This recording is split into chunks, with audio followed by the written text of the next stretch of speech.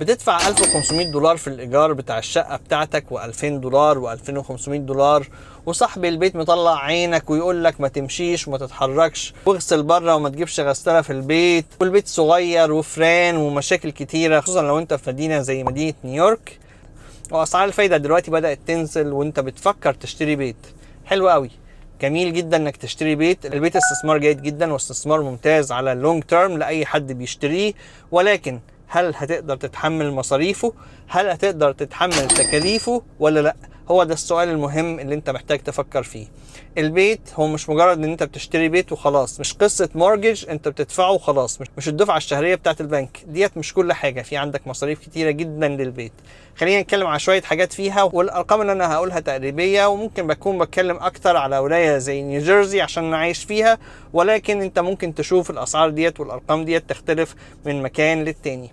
اولا عشان تشتري بيت انت مش بتدفع كهرباء وخلاص، لا، الكهرباء ده جزء مهم في الموضوع، ولكن بما ان البيت فيه اجهزة اكتر وحاجات اكتر عن الشقة، فهتلاقي ان انت بتدفع فواتير شهرية كبيرة.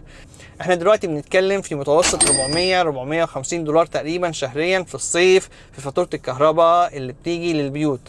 الموضوع دوت بيبقى شامل في بعض الاوقات فاتورة الجاز، لان فاتورة الجاز في الصيف بتبقى بسيطة مش بتبقى كتيرة، لكن هي بترتفع بشكل كبير جدا في الشتاء.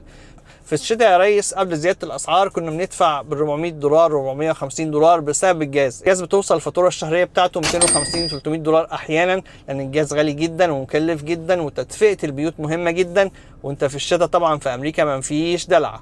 طيب سيب الكلام دوت، تدخل على فاتورة المية. المية جزء مهم جدا من الحاجات اللي انت بتدفعها كل 3 شهور او 6 شهور على حسب البلان وعلى حسب المكان اللي انت فيه. بتجيك الفاتوره مثلا $150 $200 $300 انت والمنطقه والتكاليفها اللي انت عايش فيها واستهلاكك للميه. يجي بعد كده عندك السور اللي هو الصرف الصحي، دي بتدفعها برضو يا ريس، دي فاتوره مهمه بتدفعها برضو كل كام شهر، بتبقى مثلا $150 $200 $300، انت بقى وايه ظروفك مع الموضوع. تسيب الكلام ده يا ريس، بتروح على حاجة تانية مهمة وهي التأمين بتاع البيوت. هو جزء مهم جدا بتدفعه في أوقات كتيرة مرة واحدة، لوكشة واحدة. في بعض الأماكن بيوافقوا إن أنت تقسطها على عدة شهور بحيث إنك تدفع دفعة شهرية.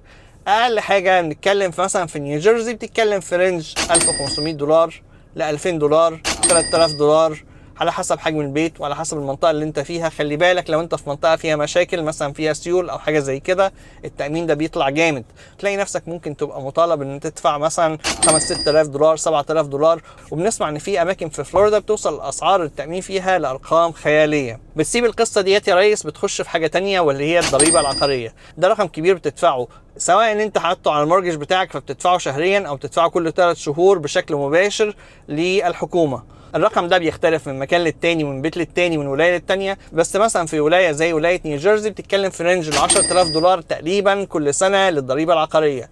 بتزيد من حتة للتانية، في أماكن بتوصل فيها الضريبة العقارية $20,000 في السنة على فكرة يعني، فأسعارها مختلفة بشكل كبير جدا يعني من مكان للتاني. تسيب الحاجات دي كلها وتيجي عندك حاجات تانية مهمة زي ان انت تنظف السنو لو في سنو قدام البيت عشان ما حدش يزحلق ويرفع عليك قضية. ما تاخدش تيكت كمان من السيتي او التاون اللي انت عايش فيها.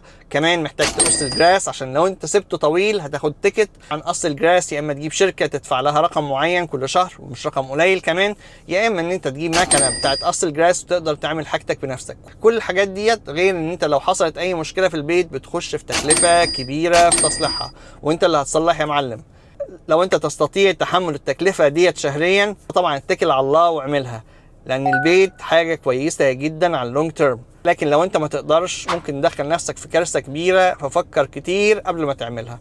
ربنا يوفق الجميع. تحياتي للجميع، لؤي العاصي من نيوجيرسي، مع السلامة.